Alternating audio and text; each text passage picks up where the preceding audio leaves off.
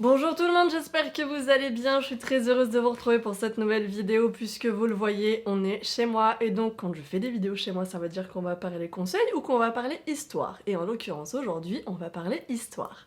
Alors à la base j'avais prévu de vous faire une vidéo décor disparu spécial hôtel en vous parlant de tous les hôtels de Disneyland Paris et des décors qui ont du coup disparu dans ces hôtels. Le truc c'est que quand j'ai commencé à faire mes recherches, à la base j'avais déjà dans ma tête à peu près, voilà, les décors dont j'avais envie de vous parler, et ça concernait un petit peu tous les hôtels, voilà. En plus, je veux dire, de la rethématisation complète de certains d'entre eux, hein, notamment le Disney's Hotel New York, The Art of Marvel. Et en fait, j'ai commencé à faire des recherches pour illustrer, voilà, mes contenus, enfin en tout cas la vidéo, et je me suis rendu compte qu'il y avait un hôtel parmi les 7 hôtels de Disneyland Paris qui avait quand même vraiment perdu beaucoup de choses en fait depuis 1992 et du coup au lieu de vous faire un décor disparu spécial hôtel à Disneyland Paris, je vais vous parler aujourd'hui du Disney Hotel Santa Fe et on va voir tous les décors qui ont disparu dans cet hôtel qui pour plein de gens étaient un petit peu flous au niveau de sa thématique originale mais qui au final quand on se penche un petit peu sur le projet de l'architecte était vraiment cool et au final je dois avouer que c'est aujourd'hui un hôtel qui me fascine un petit peu. Donc je vous parle aujourd'hui de tous les décors qui ont disparu à l'hôtel Santa Fe de Disneyland Paris. On y va tout de suite, c'est parti.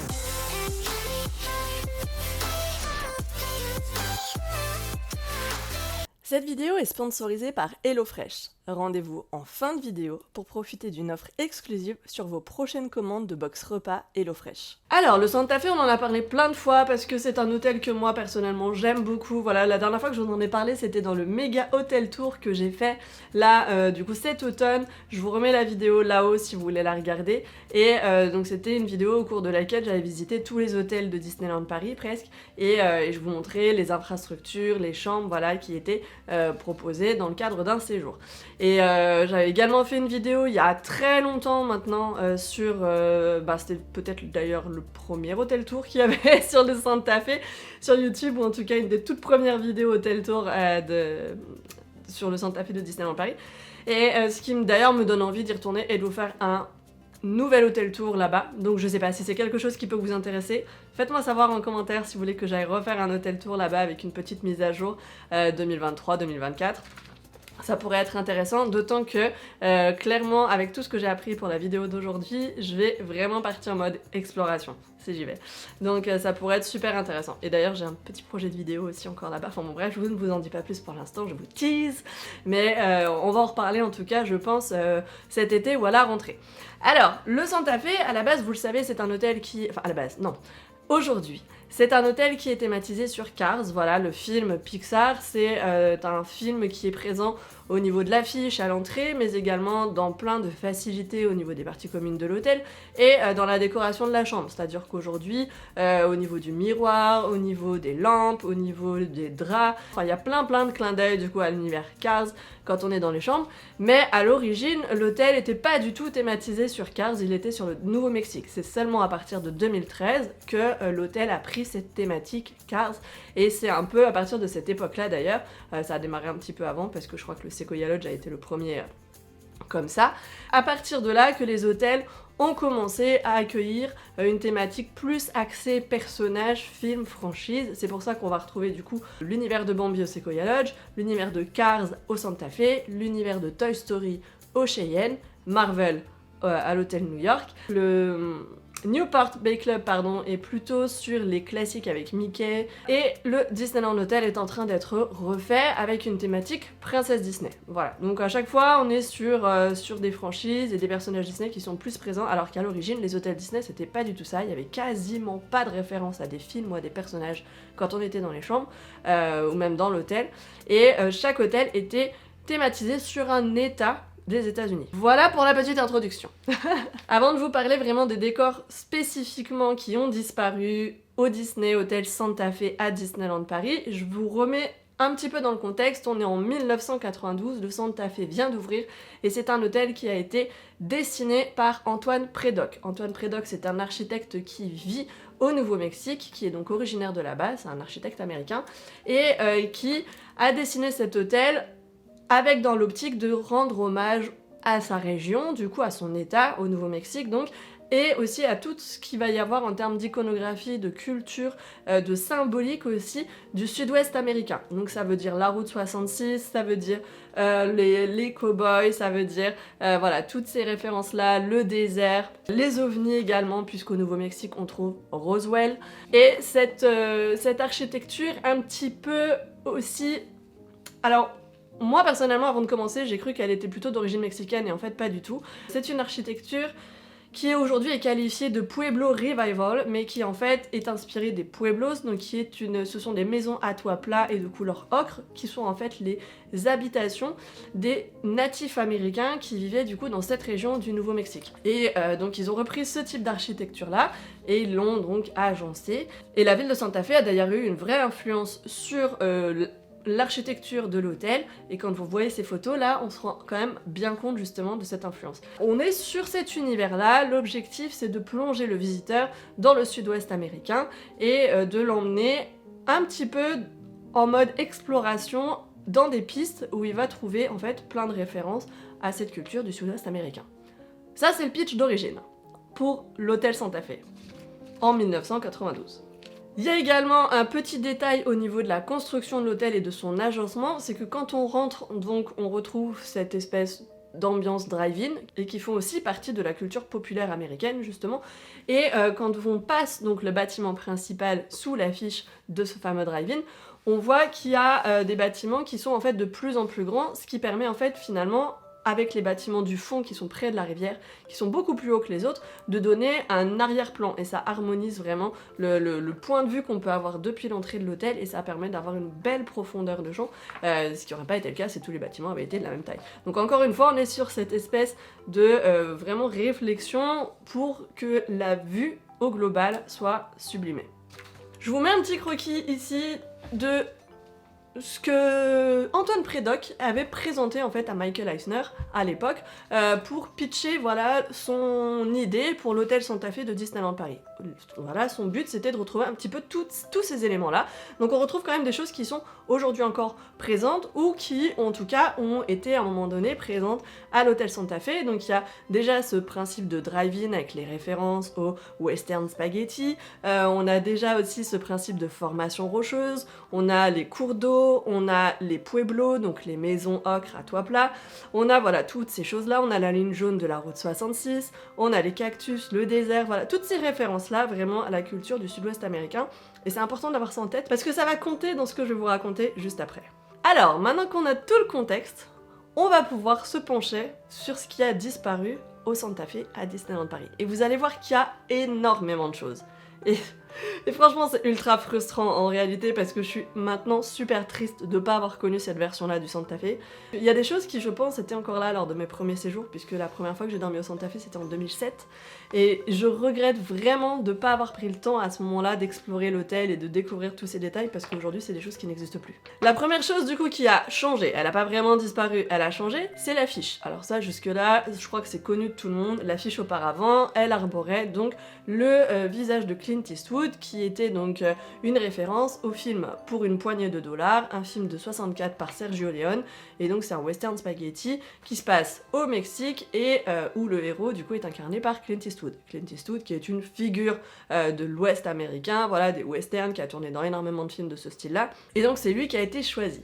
Alors moi ce que je note quand même dans cette affiche, et ce qui aujourd'hui je pense ne pourrait plus exister, c'est que Clint sur l'affiche, il avait une cigarette à la bouche. Et on connaît aujourd'hui la censure, que ce soit de la part de Disney ou même de manière générale dans la culture ou dans l'art, en particulier dans des destinations qui sont familiales comme Disneyland Paris, c'est quelque chose qui aujourd'hui ne passerait plus, tu vois. Et pourtant c'est resté comme ça pendant presque 20 ans. Donc cette affiche, c'est, je dirais, le point culminant, ou en tout cas le point le plus important de cette représentation du drive-in. Parce que comme je vous l'ai dit, donc l'objectif c'était de faire comme si c'était un drive-in, avec le parking en face qui est positionné de sorte à ce qu'on ait l'impression que toutes les voitures soient orientées vers l'écran. Donc on est vraiment voilà sur ce design en arc de cercle, comme ça, avec les voitures qui sont tournées vers l'écran, comme si en fait on était vraiment au cinéma en plein air. Donc on reprend voilà cette référence-là, et c'est ça le point d'entrée du Santa Fe. Donc auparavant c'était Clint Eastwood, et depuis 2010, du coup, c'est Flash McQueen et Sally, qui ont donc pris la place de Clint Eastwood, et c'était la première grosse modification d'ailleurs qu'il y avait lors de l'aménagement de l'hôtel, ou sa transformation, je sais pas si on peut vraiment parler de transformation en réalité, mais voilà, cette surcouche Cars qui a été apportée, ça a démarré par ça. Donc l'affiche a disparu en 2010 pour être remplacée par celle de Cars. Alors, d'ailleurs, dites-moi en commentaire si vous aviez connu celle de Clint Eastwood, moi personnellement oui, plusieurs fois. Maintenant, c'est vrai que l'affiche en soi de Cars s'intègre super bien, puisqu'en fond, il y a Radiator Springs, qui est un décor un petit peu désertique aussi, donc pour le coup, ça colle totalement à la thématique de l'hôtel. La deuxième chose qui a disparu, ou pas vraiment, on sait pas trop, c'est à l'hôtel du coup Santa Fe, c'est l'aire de jeu. Alors, elle s'appelait, il me semble, Totem Circle Playground, et c'est une aire de jeu en fait qui est située en hauteur, au-dessus du bâtiment principal, du coup, de l'hôtel Santa Fe, et qui, à la base, représentait des ruines Anasazi. Voilà, sachant que le peuple Anasazi, c'est un peuple qui a vraiment existé. Alors, certains la considéraient comme la plus belle aire de jeu de Disneyland Paris, puisque justement, au-delà des toboggans et des tables de ping-pong qui pouvaient être installées, il y avait voilà, une vraie scénographie, une vraie installation qui faisait référence justement à quelque chose d'historique, en l'occurrence les ruines Anasazi. Il y avait donc un panneau qui expliquait le principe en fait de ces ruines reproduite, avec une petite remise en contexte historique.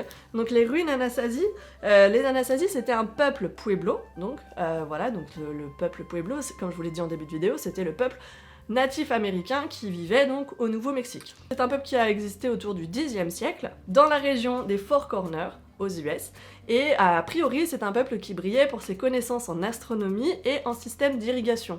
Notez bien ça, ça va être important aussi pour la suite. Le problème avec cette aire de jeu, c'est qu'elle était clairement à l'écart en fait des lieux de passage des visiteurs. Et elle était finalement très peu utilisée et elle a été complètement laissée à l'abandon. Et aujourd'hui, en tout cas aux dernières nouvelles, c'est plus qu'une zone en friche avec de l'herbe sèche qui a poussé un petit peu partout. Enfin voilà, je vous mets les photos en illustration. Il n'y a pas d'entretien qui a été fait sur cette partie-là. Donc pour moi, c'est vraiment clairement la zone la plus abandonnée de Disneyland Paris, je veux dire si on compte pas le Mark Twain, encore une fois, mais c'est la zone la plus abandonnée de Disneyland Paris, et elle est vraiment comme ça, à la vue de tous. Et là où c'est super triste, c'est que pourtant, cette aire de jeu, même si elle est complètement laissée à l'abandon, aujourd'hui, elle est toujours visible déjà sur Google Maps, mais également sur le plan de l'application de Disneyland Paris et sur le plan du site de Disneyland Paris. C'est vraiment dommage et frustrant, je dirais, de savoir qu'il y a cette chose qui est là, qui faisait partie de l'histoire de l'hôtel et qui aujourd'hui est laissée complètement à l'abandon. Honnêtement, je vois absolument pas comment on peut appeler ça autrement. Troisième chose qui a disparu du coup au Santa Fe à Disneyland Paris, c'est ce qui s'appelait la piste de l'eau. Alors, juste pour vous remettre les choses encore une fois en contexte, l'hôtel était auparavant articulé autour de 5 pistes. La piste de l'eau, la piste des artefacts, la piste des légendes et la piste des monuments, ainsi que la piste de l'espace infini. Ça faisait partie des chemins d'exploration conçus et envisagés par l'architecte pour être justement utilisés par les visiteurs et faire de l'hôtel, au-delà d'un lieu simplement pour dormir, également une expérience au cours de laquelle il aurait pu croiser du coup plein de références, donc encore une fois à la culture du sud-ouest américain, mais aussi enrichir un petit peu ce moment que tu passes à l'hôtel, et pas juste y aller pour dormir. Donc la piste de l'eau, elle était en fait au départ placée sur le bâtiment 33, donc qui est le bâtiment le plus haut de l'hôtel Santa Fe, et je vous avais déjà emmené d'ailleurs au bâtiment 33, puisque c'est de là-bas qu'on a la plus belle vue, je trouve, sur les hôtels Disney, puisque quand vous êtes au dernier étage depuis la terrasse du bâtiment 33, vous avez vu sur tout l'hôtel Santa Fe et sur tout l'hôtel Cheyenne, et au loin vous apercevez le parc avec Space Mountain, le château, voilà, et on dit même qu'à la nuit tombée, on peut apercevoir le rayon de la Tour Eiffel. Si vous dormez prochainement au Santa Fe, montez tout au sommet et vous allez voir, vous ne regretterez pas, la vue de là-haut est incroyable. Et donc de base, l'eau partait du sommet de ce bâtiment et descendait jusqu'en bas de celui-ci pour finir un petit peu en cascade et partir dans tout un système d'irrigation qui était mis en place dans la cour en fait des bâtiments adjacents et qui en fait passait autour de cactus, yucca et autres plantes, voilà, pour reproduire un système d'irrigation tel qu'on pouvait en trouver a priori au Nouveau-Mexique. Et en fait on voyait vraiment du coup sur cette photo que je vous mets là à l'écran, on voit vraiment du coup l'eau qui s'écoule et qui finit en cascade pour passer après dans des canalisations alentours. Je trouve ça tellement chouette en fait comme scénographie, je trouve ça vraiment cool en fait quand il y a des choses vivantes comme ça qui sont actives et qui donnent une âme à l'hôtel, et je trouve ça hyper dommage en fait que ça ait disparu, puisque évidemment que ce soit parce que ça peut-être qu'il y avait des problèmes au niveau voilà, de zones qui étaient inondées, ou je sais, ou peut-être que c'était juste une question de coût, il y a de grandes chances que ce soit ça. C'est quelque chose qui a été supprimé, et aujourd'hui, du coup, cette rigole, elle a été comblée, ce sont des plantes en fait qui sont depuis installées. Ça a disparu, je saurais pas vous dire exactement à partir de quelle époque. Maintenant, l'eau a arrêté de couler, je dirais dès les années 2000, puisqu'on voit que celle-ci a été bouchée, en fait, au bout d'un moment. Voilà, il n'y avait plus ce système de cascade. Je pense que c'est même dès les années 90 en réalité, puisque j'ai trouvé une seule image de l'eau qui s'écoule vraiment en fait en face au bout de la rigole. Donc voilà, je pense que très rapidement c'est quelque chose qui a été supprimé, ce système de cascade. Peut-être qu'ils ont éventuellement conservé le système d'irrigation, mais celui-ci c'est pareil au bout d'un moment, je pense vers les années 2010 pour le coup. Au moment de la transformation de l'hôtel en Cars, voilà, le système d'irrigation a disparu, ça a été supprimé. Les yuccas et les plantes sont toujours là, d'ailleurs, cela dit en passant, mais en face, c'est juste un petit terrain vague, enfin pas terrain vague exactement, mais bref, c'est un terrain désertique, il n'y a plus du tout ce système d'irrigation. Au-delà du coup de cette rigole, de cette cascade, du système d'irrigation, il y avait également une fontaine qui pour le coup, elle se trouvait à l'entrée de la zone de la piste de l'eau et qui, et là aussi c'est très frustrant, est toujours présente en réalité sur le plan de l'application et sur le plan du site de Disneyland Paris. Et cette fontaine aujourd'hui, elle n'existe plus, voilà, c'est ce lieu-là. Donc comme vous pouvez le constater, il n'y a plus d'eau. Et voilà, et c'est dommage parce que c'était ce principe de geyser justement, comme on peut encore une fois en voir dans ce genre de lieu, hein. C'est aussi quelque chose d'ailleurs qui est représenté à Frontierland. Voilà, ce principe de geyser, il était présent ici, et encore une fois ça mettait, je trouve, de l'animation au cœur de l'hôtel, et c'était super cool. Et je trouve ça ultra dommage en fait que ça ait disparu. Et enfin, il y avait un petit étang, alors c'est pas un truc immense, mais il y avait cette petite zone d'eau, voilà, comme une petite oasis finalement. La piste de l'eau aujourd'hui c'est devenu la zone Martin, voilà, donc Mater en l'occurrence sur le plan du Santa Fe actuel, et toute référence du coup à l'eau a complètement disparu. Et ça je trouve ça super dommage parce que pour le coup c'était vraiment vraiment beau. Et en fait chaque zone avait été définie autour d'un axe en particulier pour sensibiliser le visiteur aussi à ce sujet-là. C'est-à-dire que la piste de l'eau, elle avait été mise en place pour que le visiteur voilà, se rappelle de l'importance de l'eau dans une zone désertique en particulier, puisqu'encore une fois, on était au Nouveau-Mexique, au Santa Fe, et l'eau est ultra importante, déjà de base, mais encore plus dans cet environnement-là. Là, aujourd'hui, on a gardé ce principe de désert, cette mise en scène, mais toute référence du coup à l'eau et toute sensibilisation, je dirais, à certains éléments de cet univers-là ont complètement disparu. Aujourd'hui, on est sur l'utilisation de la franchise Cars, et c'est tout. Vraiment au minimum de ce que ça puisse être, il n'y a plus aucune vocation pédagogique, je dirais, ou sensibilisation, ou en tout cas réflexion qui est amenée à être faite de la part du visiteur. On pose les choses pour lui faire plaisir et pas pour plus que ça.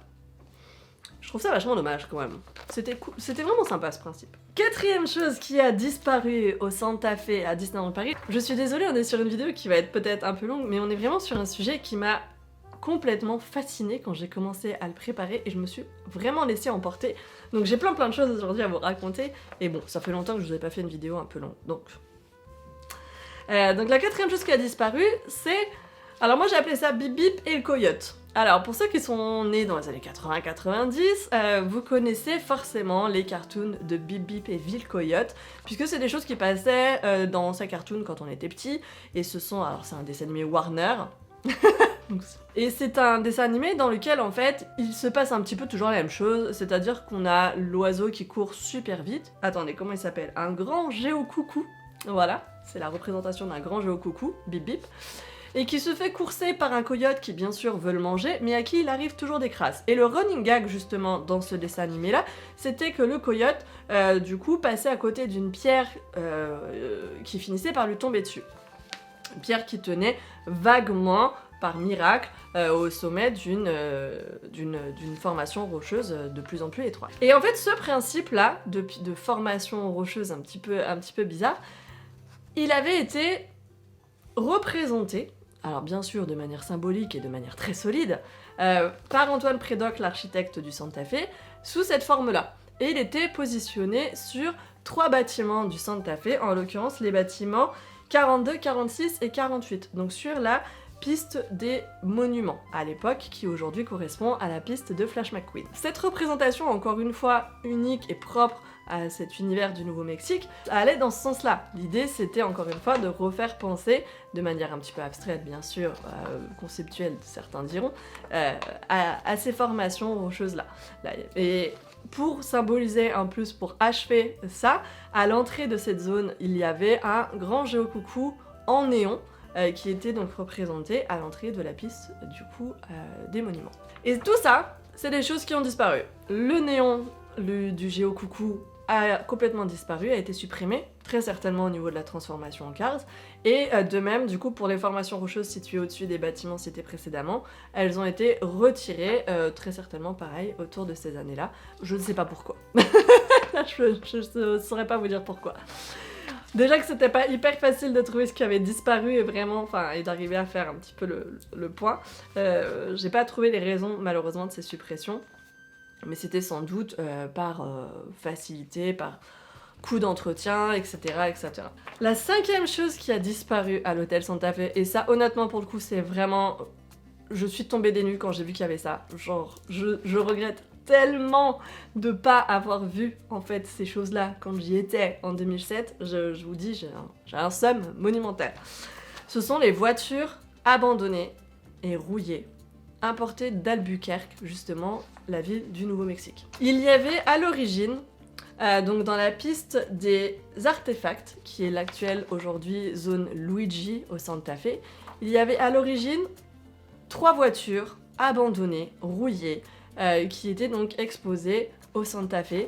Je veux dire, ces voitures, c'était donc celles-ci, et c'était des voitures qui dataient de 1932, 1946 et 1957. Et elles étaient donc toutes abîmées, toutes rouillées, et elles étaient censées symboliser l'érosion et la destruction des éléments justement par le désert. Sachant que du coup, à chaque fois que je vous donne ces éléments là qui ont l'air d'être un petit peu perchés, hein, le coup du grand géocoucou, le néon, voilà, les bâtiments, etc., la fontaine, tout ça, à chaque fois il y a un petit panneau qui explique en fait la démarche de l'architecte à la base et la référence culturelle que c'est. Donc voilà, c'est pas juste posé là gratuitement, à chaque fois il y a une petite explication sur un panneau et qui pour certains des éléments qui sont toujours là est toujours là également. La piste des artefacts, c'était beaucoup de références à des choses qui auraient pu être laissées en arrière par l'homme ou par la présence justement de l'homme sur certaines zones du désert. Donc il y avait ces 3 voitures là, par exemple. Il y avait également du coup une statue de serpent à sonnette. Voilà, alors je sais pas trop le pourquoi du comment. Clairement la piste des artefacts pour moi c'est peut-être le truc le plus abstrait hein, dans tout ça. Il y avait aussi du coup une météorite qui était incrustée au sommet du bâtiment 14, qui aujourd'hui n'est plus là non plus. Et il y avait 2 choses qui sont toujours là aujourd'hui, en l'occurrence le cactus dans une cage de verre, sachant que la cage de verre en fait représente le sable du désert puisque le verre est composé de sable. Et donc l'idée c'était de représenter ça de manière un petit peu, encore une fois, conceptuelle. Il y avait comme beaucoup de choses qui étaient un petit peu perchées à l'hôtel Santa Fe et je pense que c'est pour ça que la majorité des visiteurs sont complètement passés à côté en réalité du concept original. Moi la première, hein, cela dit en passant. Et enfin, du coup, il y avait une spirale de béton, donc qui était une structure surnommée le serpent, voilà, et qui aujourd'hui est toujours là. D'ailleurs c'est une spirale dans laquelle on peut monter jusqu'en haut. Donc aujourd'hui il reste que le cactus et la spirale en béton. Tout le reste, en fait, a été supprimé. Les voitures ont été supprimées, alors qu'en soi, franchement, je veux dire, avec, justement, Martin, Matter en l'occurrence, ça aurait complètement fait sens, hein. Enfin bon bref. Je suis hyper déçue honnêtement de cette suppression justement des voitures, et là aussi c'est pareil, ça s'est fait au moment de la transformation de l'hôtel en Cars, puisque cette suppression a eu lieu entre 2010 et 2013 à peu près. Le serpent à sonnette a disparu lui aussi, et enfin la météorite du bâtiment 14 a été retirée également. Ce qui nous mène aux deux derniers éléments qui ont disparu au Santa Fe à Disneyland Paris, en l'occurrence l'ancien style de la piste des légendes, qui est aujourd'hui l'actuelle zone Sally, donc au Santa Fe. Donc à cet endroit-là, aujourd'hui, tous les bâtiments sont de la même couleur. On est tous sur une déclinaison de rouge foncé, orange, jaune. Voilà, tous les bâtiments sont comme ça. Aujourd'hui, quelle que soit la zone où on est, tous les bâtiments ont ce dégradé de couleur du bas vers le haut. Et il y a vraiment cette uniformité qui nous plonge, encore une fois, bien sûr, toujours dans cet univers un peu désertique, ouest-américain, etc. Ce qui colle complètement à Radiator Springs et à Cars. Mais à l'origine, dans la piste des légendes, c'était assez différent. Il y avait certains bâtiments qui étaient donc avec ce dégradé de couleur, qui n'était pas tout à fait le même, puisqu'on était plutôt sur du ocre jusqu'à du bleu ciel, voilà. La piste du coup des légendes était plutôt basée sur, je dirais, ce qui a fait de l'Ouest américain dans l'inconscient collectif, ce qu'il est encore aujourd'hui. Toutes ces histoires, toutes ces légendes, tous ces films, toute cette culture basée sur voilà, les westerns, tout cet univers-là qu'on va retrouver aussi bien à Frontierland que dans les BD de Lucky Luke, que dans des films comme Le Bon, la Brute et le Truand ou d'autres westerns de ce style-là. Voilà, tout ça, en fait, c'était, ils ont récupéré certaines symboliques et ils les ont illustrées là-bas. Donc comment ça se représentait? Déjà par des 4 bâtiments qui étaient de couleurs complètement différentes. Les bâtiments, en l'occurrence 55, 56, 57, 58, étaient rouges pour représenter les saloons, gris clair pour représenter donc l'argent et les banques, gris foncé pour les prisons, et enfin or pour la ruée vers l'or et tout ce qu'il y a autour de ça. Et il y avait aussi un bâtiment qui était noir et blanc pour symboliser, ou en tout cas représenter, l'opposition du bien contre le mal. Et enfin, il y avait donc le volcan qui était présenté comme le volcan le plus petit du monde. Pourquoi est-ce qu'il est à cet endroit-là? Alors ça, je vous avoue que c'est un truc que j'ai pas forcément très bien compris. Mais en tout cas, il était sur cette piste-là. Il y avait également des cheminées sur les bâtiments du fond, voilà, qui représentaient un petit peu ces formations rocheuses comme ça qu'on peut voir notamment à Monument de Vallée et qui ont entre autres inspiré la forme de Big Thunder Mountain, ce que je vous avais déjà dit dans la vidéo connaissez-vous vraiment Big Thunder Mountain à Disneyland Paris. Voilà, donc ça c'était pour la symbolique de cette zone-là. Et c'est vraiment super intéressant honnêtement, moi j'ai vraiment kiffé de découvrir ce que ça pouvait être avant et de voir à quel point aujourd'hui ça a changé puisque les bâtiments ne sont plus ni rouges, ni argent, ni gris, ni noir, ni blanc, ni or, puisqu'ils ont tous été repeints et qu'aujourd'hui tout est de la même couleur. Voilà, cette partie-là n'existe plus. Le plus petit volcan du monde, en revanche, lui, est toujours là. Maintenant, combien de temps? Je ne sais pas. Et les formations rocheuses sont encore là aussi, mais elles ont juste été repeintes et voilà. Voilà pour cette dernière piste. Enfin, la dernière chose qui a disparu, et je vous en ai parlé en début de vidéo, c'est la piste de l'espace infini. Alors je vais pas trop m'attarder dessus parce que je l'ai déjà fait dans une autre vidéo décor disparu, il y a pas si longtemps que ça en plus. C'était la soucoupe volante, voilà. Donc ça c'était vraiment, je dirais, le point final pour le coup de cette zone sur l'espace et qui faisait référence forcément aux ovnis et à Roswell puisque Roswell est au Nouveau-Mexique. La soucoupe a été supprimée, a disparu pendant les confinements, entre 2020 et 2021, puisqu'auparavant, elle y était encore, c'était d'ailleurs un élément que moi personnellement j'aimais beaucoup, qui apparaît lui aussi encore sur le plan de Disneyland Paris, que ce soit celui de l'hôtel, voilà, puisqu'elle est hop, juste là, on va pas forcément voir avec mes lumières, mais si, elle est là, voilà. Et c'est aussi quelque chose qui est toujours représenté aujourd'hui sur l'application et sur le plan du site. Ce principe d'espace infini, il était représenté à la base par la ligne jaune, donc l'axe central vraiment de l'hôtel qui reprenait le principe de ligne comme ça qu'on voit sur les routes justement américaines dans des espaces qui ont l'air d'être interminables et qui menaient au final à cette référence aux ovnis. Voilà, aujourd'hui de ça il ne reste plus que la ligne jaune, voilà, et le reste a complètement disparu, même le panneau expliquant du coup la présence de cet ovni ici. Et voilà pour toutes les choses qui ont disparu au Santa Fe. Alors aujourd'hui, il reste certains éléments. Il reste le cactus, il reste la structure en spirale là, de la piste des artefacts, il reste le petit volcan et c'est tout. Oui, c'est tout. Il reste aussi bien sûr l'affiche, même si elle a été modifiée, et là, l'aire de jeu, a priori, est toujours là également. Voilà, c'est tout ce qui reste. Tout le reste a été supprimé. Et là où en fait, c'est assez frustrant, je dirais, c'est que toutes ces représentations, tous ces décors dont je vous ai parlé, et toutes ces choses qui pour certaines pourraient être réanimées, notamment la fontaine, c'est des choses qui figurent encore sur les plans. Voilà, les plans qui sont présentés aux visiteurs, c'est le plan de l'application, Julien, mon application, elle est à jour. Et voilà, on peut voir cette fontaine qui est encore là, il y a plein de choses voilà, qui sont toujours disposées, les bâtiments d'ailleurs des 4 couleurs différentes sont eux aussi toujours représentés comme tels sur le plan de l'hôtel. Enfin voilà, c'est assez, pour certaines choses c'est un petit peu frustrant, mais c'est intéressant encore de voir cette petite trace du passé qui peut-être après cette vidéo ne restera pas longtemps. Et c'est tout du coup pour moi sur ce décor disparu spécial Santa Fe. Alors je vous ferai une deuxième partie de décor disparu spécial hôtel parce que j'ai aussi des choses à vous dire sur les autres hôtels de Disneyland Paris. Mais là il y avait tellement de choses en fait en réalité sur le Santa Fe que je me suis dit ok, je vais pas juste faire un chapitre, je vais vraiment faire une vidéo spéciale Santa Fe et après je déclinerai pour les autres. Il n'y a pas autant de choses à dire, il n'y a pas autant de choses qui ont disparu dans les autres hôtels.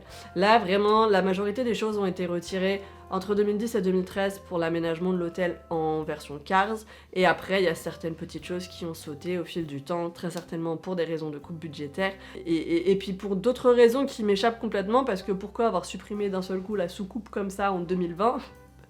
Je comprenais pas dans ma vidéo la dernière fois, je comprends toujours pas aujourd'hui. Dites-moi si vous avez connu, vous, tous ces décors, et dites-moi lequel vous fascine le plus. Moi, clairement, ce sont les voitures abandonnées. Et peut-être le principe de système d'irrigation aussi, c'est vraiment quelque chose que j'aurais aimé voir, et dont j'aimerais avoir un souvenir, parce que ça se trouve, je les ai vus, hein, mais je m'en souviens juste pas.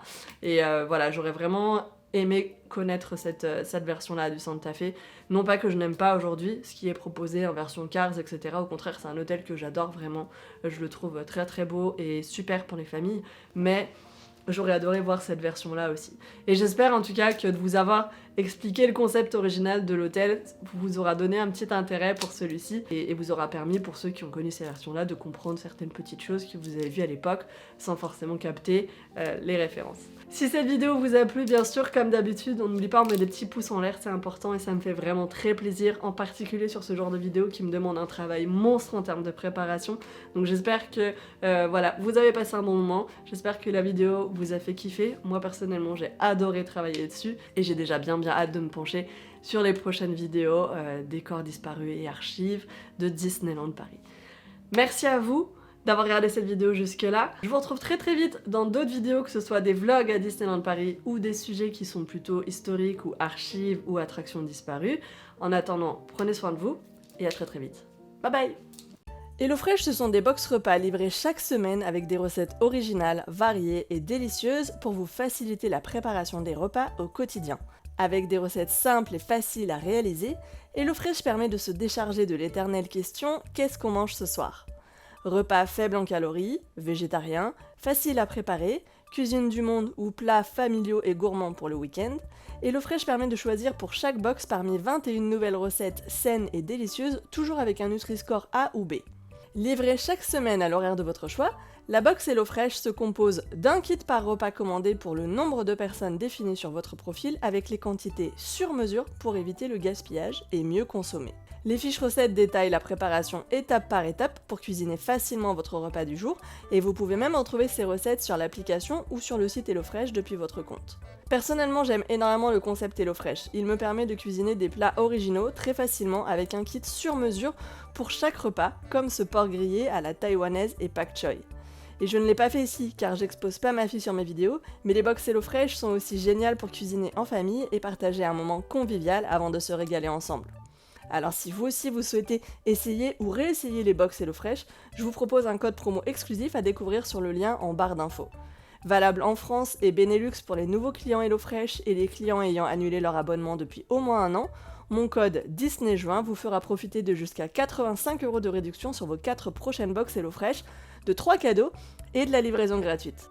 Sur ce, moi je vais me régaler et je vous souhaite un excellent appétit. À bientôt, bye bye.